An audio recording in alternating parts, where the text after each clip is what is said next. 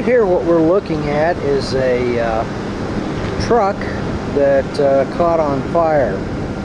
I'm at the wrecker yard. It's a wrecker service yard where I park my truck at, and couldn't help but notice this truck. It's a CRST truck, and it actually burned. And so I asked them inside, and they said what the story is, that there was a female driver that was driving down Interstate 540, which is just 2 or 3 miles from here. Nearby, she was driving down Interstate 540, and she smelled something burning, so she pulled off on the side of the road and she stopped.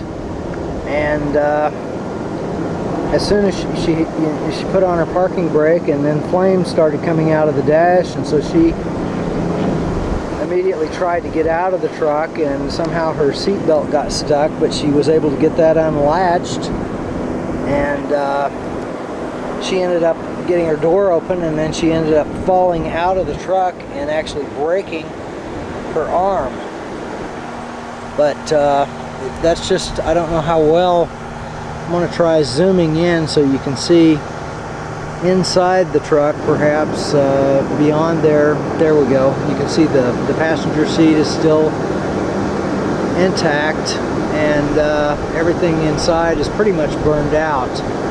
But they were able to get this out before it burned completely down. But it's amazing how quickly, once an electrical fire starts in a truck, because it is an enclosed area, it will burn very fast. Now obviously it didn't get to the point where it burned the fuel. You know, the fuel tanks are still intact, they're fine, so that didn't burn, but obviously it burned a lot of the stuff around the motor, anything that was flammable, rubber, what have you.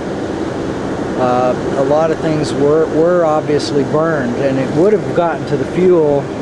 The fuel would have gotten hot enough eventually, pretty quickly actually, had they not been able to put it out. And I don't know any more details than that, but that's just pretty amazing what can happen in a fire. There, if I zoom in, you should be able to make out the passenger side seat, or the driver's side seat, excuse me. You can see the steering wheel there. All the rubber is burned off of it. All that's left is the metal, and then all that fiber material is obviously the fiberglass that makes up the good portion of the truck's body.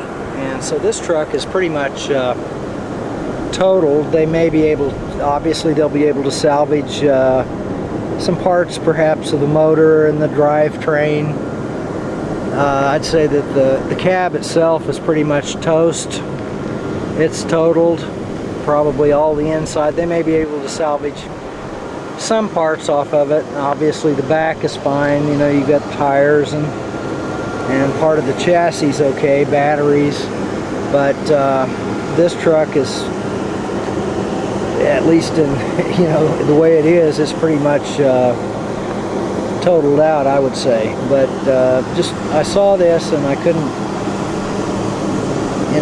help resisting kind of taking some pictures of it, because it is really amazing what fire can do, and things that you normally think wouldn't burn, if they get hot enough, obviously they will burn. Everything's got a flash point where it'll just kind of catch on fire like gasoline fumes, and things will burn that you think that would normally you wouldn't think would burn at all.